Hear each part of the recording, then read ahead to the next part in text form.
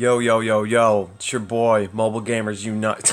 I can't even do it. I'm sorry. So hard to even say that with a straight face. Alright, so here's the progress that we made. We did clear the level 65 Dark Echoes. Here's the proof right here. This random SSR accessory.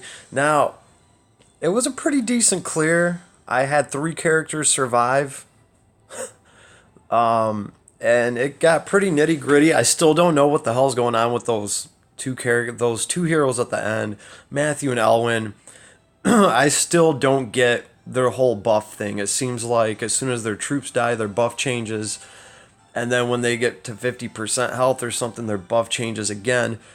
But it really came down to fixed damage. That's what I had to use to finish off Elwyn, and it was a lot of fixed damage. It did go to turn 15, but with enough Basil and his Purgatory Staff, the one that attaches sticky bombs, and Altamuller with that axe, it did him in. So without further ado, let's see what healing cross we get. Oh! Alright. Yeah, I'll take one of these. These are rare. I do have one. Eye of the Beholder. Very, very good item for Rennie. But, you know, I don't know if I will actually be... Yeah, I'm definitely not going to combine that thing, I don't think. Let's have a second look at it. What does this thing do? Int, when attacking after battle, grants 25% chance to reduce enemies' damage dealt by 15% last one turn. Okay. I only have one other of these, so I'm just going to hold on to it for now. I don't really see the need to combine that for Rennie. It is good to have for Rennie because it adds to her debuff. So, okay, at least I got something that I would consider uncommon because I've only pulled 2 of these the whole time I've played this game on this account. On my other account, I don't even know if I have that. Other than that, I think we picked up a Soul Stealer headdress, and that's about it. Everything else is pretty much where it's at. So that was cool. And actually, did we get enough crystal to do 1 summon? Boy, wouldn't that be something. Now I have to say I have totally pretty much... Okay, no we didn't. I have pretty much neglected Guild Wars because of this. So I'm really going to have some making up to do. But all in all, celebrating a pretty cool victory. Pretty happy about it. You know what, so happy. We'll do a couple pulls. Why not? Right? We should be able to do some pulls, just a few of them, to celebrate me finishing this bad boy off. I've been working on the level 65 for a few days now.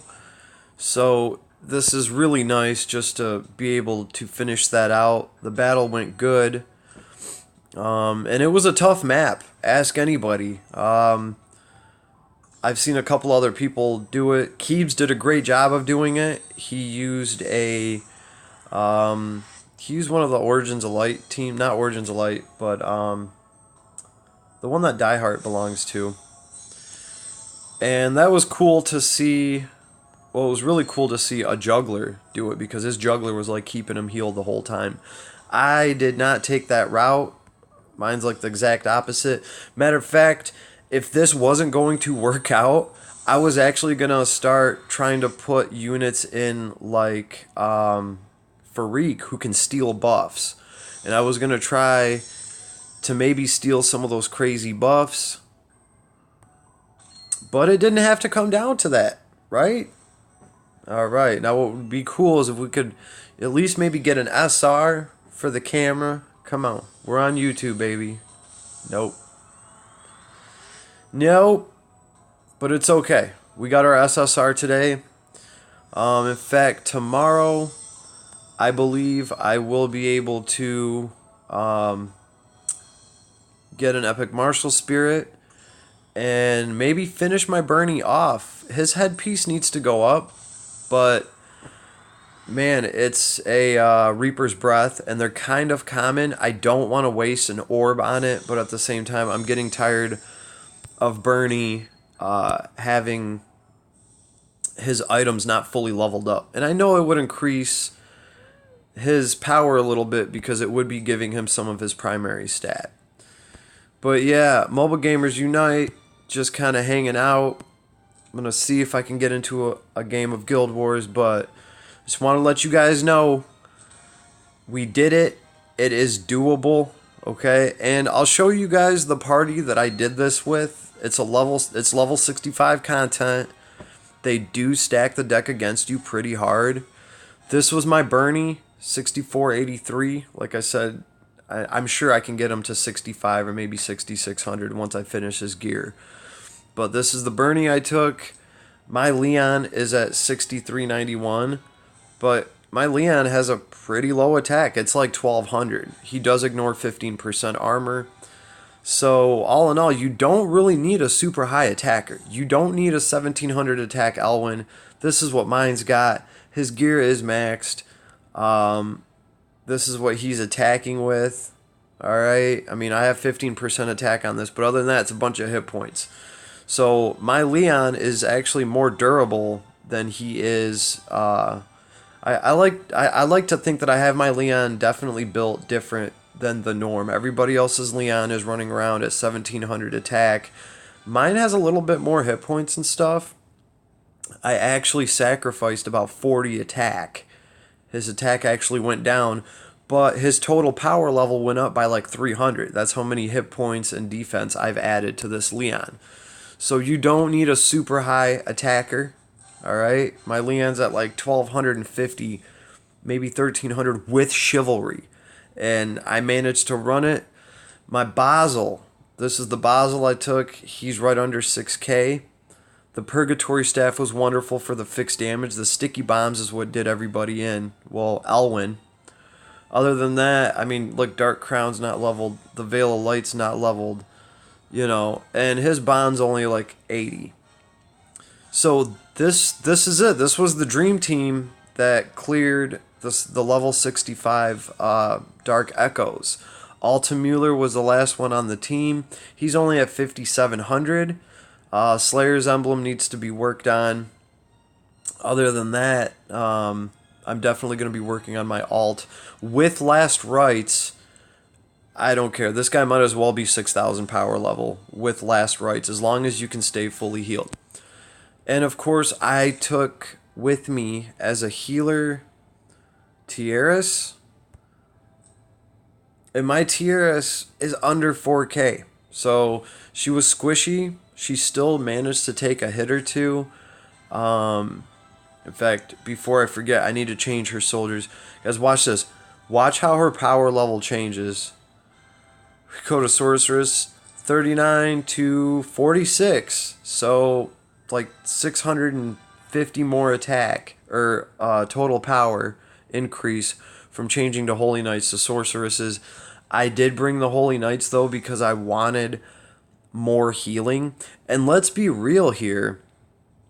These Sorceresses, they weren't going to hurt anybody on that damn map. None of those level 65 characters would have even gotten scratched from Tierras having the Sorceresses. The only thing Tierras could have done with an attack is if she had, not Goddess's left hand, but the staff that throws some kind of debuff where they take 20% more damage. If you got something like that, or maybe, then I could see you actually using Tierras to try to attack, but you weren't going to do any damage. I did test this out. I had Tierras attack one time because I was going to lose the game anyway. She scratched him for 20 damage, just a waste of a turn. So I put the Sorceresses away because at least with the Holy Knights I'm getting some more healing that did end up helping. And the Holy Knights were just strong enough to survive one attack if she was fully healed. But back to Sorceresses, because I'm going to be going through Guild War and having Tierras just use Sorceresses to smash everything. So this is the team that I took. It was under a 30,000 power level team. This team comes in right at like 29,000.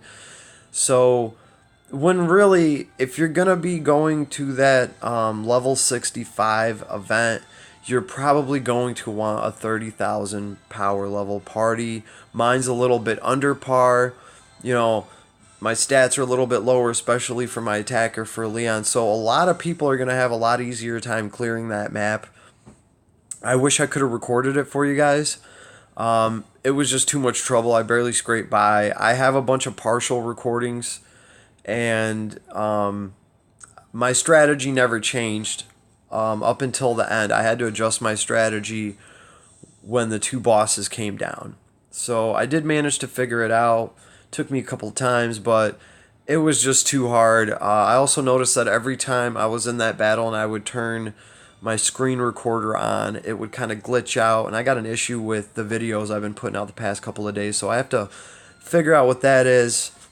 So that's why I didn't record it, but it was a pretty simple and straightforward battle. If you guys watch my old ones, you can see what I do.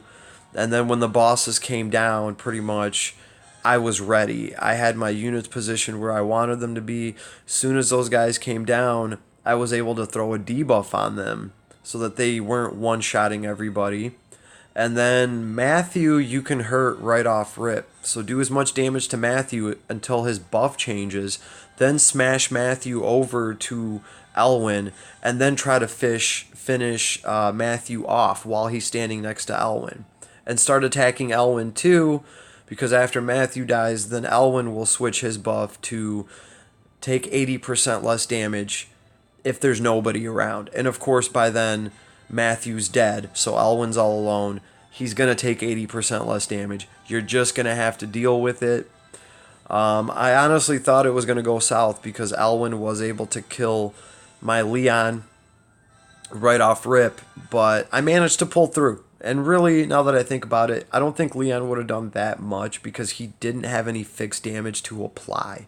Pretty much, I was able to just barely scrape by Elwyn because of Basil and his Purgatory Staff, which I had to be careful with. I had to break this guy so that Basil could keep doing attacks on him to put a sticky bomb on him. And obviously, Altamiller with the Devil Axe started doing fixed damage to this fool. And if that wasn't going to work, I was honestly going to tweak Bernie, and I was going to take off. I didn't want to take off this Sunshade because this really was helping his survivability. But I was going to put in the fixed damage instead. And I think that might be effective for the very end when you're fighting Elwyn. It's not going to help you in the beginning because all of the enemies that you fight, like the other Bernie, the other Basil, those are all immune to fixed damage. But when you get to the bosses after them, fixed damage seems to be applicable. So that was going to be my next step. I was going to switch out Sunshade with the fixed damage ability Bernie has. But then it would have made it a little bit tougher for me to kill the heroes to get to Elwyn and Matthew. So that was going to be the trade-off. I didn't have to do it, but that was going to be my next step. I also did not power these characters up anymore. Pretty happy about that. I managed to do this without powering anybody up. And now I have the next 12 days to do whatever I want, get caught up on Guild War and all of that. So I'm going to go see if I can get any games in. But I just wanted to celebrate my quick little victory, show you guys the Eye of the Beholder that I got. And if anybody's having a hard time with this map, let me know. Maybe I can help you out with it. So, also, if anybody has tried Farik on that map and has stolen some buffs and stuff, let me know, because I was watching a video Keebs did, and he's a pretty good strategist, and he was stealing buffs with Diehard. Now, I think Farik can steal buffs even easier than Diehard. I'm not sure. Maybe Keebs will see this and comment on it and let me know.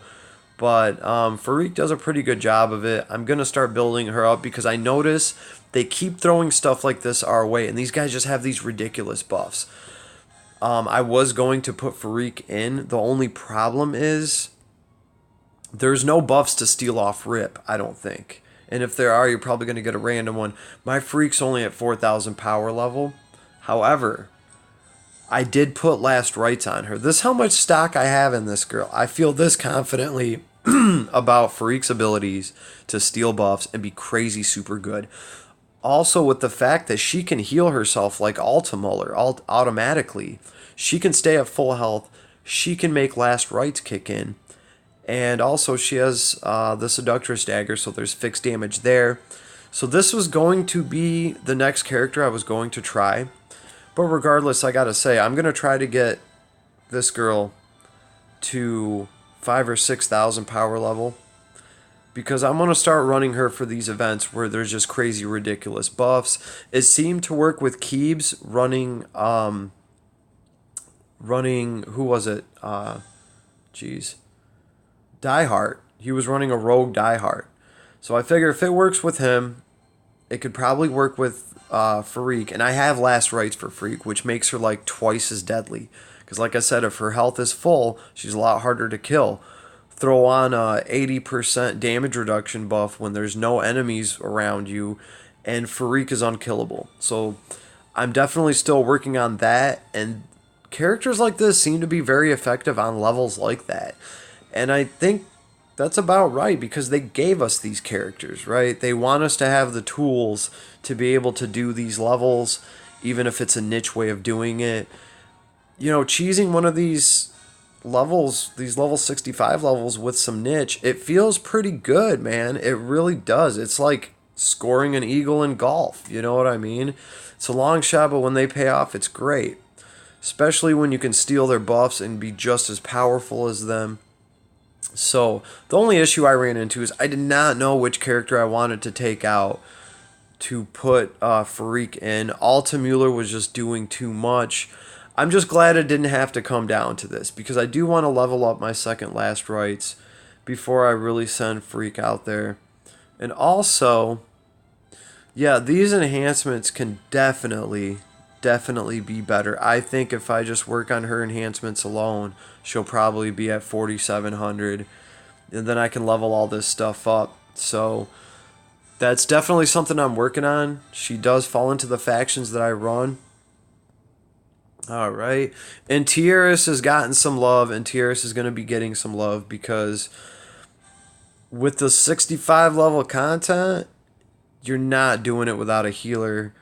So that's where I'm at. I'm putting a lot of stock into Tierras, but let me tell you why that's tough.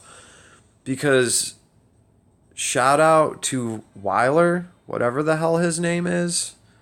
If you guys have Weiler right here, I gotta say, right now, this is my favorite healer. Alright, as much as I love Tierras, after playing with this guy and seeing what he can really do, this guy is just awesome.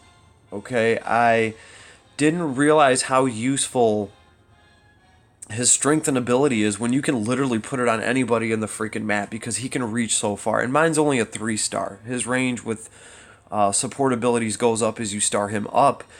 Being able to pinpoint right where you want strength in every turn, not just for the damage, but for like whatever debuff mitigation or whatever it gives you on top of that. It does a few things. But to be able to throw that on a person every turn, the person that it's going to be the most effective on, without having to worry about range or threat range, you can keep this guy out of harm's way. And my favorite thing is, while my team is finishing some units up, he'll start going into the direction that I want to take everybody. And then when the enemies are dead, I can just teleport everyone to me, move really far. It's really helpful for guild wars. I can totally see it being helpful in a lot of parts of this game, especially if you can teleport and put terrain between you. So I'm going to be putting a runestone into this guy so I can get that other ability of his where, you know, he pretty much lets some troops that are dead do their attack all over again. That's a support ability as well. And he's going to be able to like activate somebody from 6-7 blocks away with that, because he gets added range to support ability. So I can't wait to see how that works. So with the single target buffs, I just can't believe how much more useful they are when you can throw them that much further. It makes sense. And ultimately his teleportation's great. So, Mobile Gamers Unite, this is what's been going on tonight. This is what I've accomplished, and this is one of my new favorite characters. I mean, I didn't think it was gonna go down like this, but Weiler is he's a beast, and I could totally see him jacking up a whole party if they don't know how to deal with him, because he lets you play a lot more aggressively. You don't have to worry about where your units end up now. They can go do their attack, even if their troops die, and you're just kind of chipping away at the enemy. He'll teleport everyone back to him and heal them, and now you're fully healed, you're out of the threat range, and your enemy is probably at half health because he just got bombarded by all your attackers. So I really love that. I love how this can bring, you can pretty much bring a more aggressive playbook with this guy around. So yeah, I'm going to be doing some stuff with him. I really shouldn't be investing into a third healer, but this guy is so different than the other healers. The closest thing to his utility is like Liana's Act Again, because it's just different. And this guy has that, except instead of Act Again, he gets this crazy teleport and heal, and he gets the other move where he lets your dead troops come back to life and attack. So we'll be spending the runestone on him. That's news because I didn't see myself doing that. I didn't see that coming, but I'm going to be doing it. So I better get my ass into Guild Wars right now and go earn that runestone while I at least got time to run one more map. So, yo, yo, yo, yo. Mobile Gamers Unite. Yo, yo, yo, yo, it's your boy. And we're out. And that's it. Everybody have a good night. Don't worry, guys. I'm not going to be coming with that crap in the future. Somebody pretty much dared me to do the whole yo, yo, yo, yo. It's your favorite whale. That's the only time you're going to hear it from me, I promise. Inside joke, everybody. Have a nice night. Thank you. Stay humble. Peace.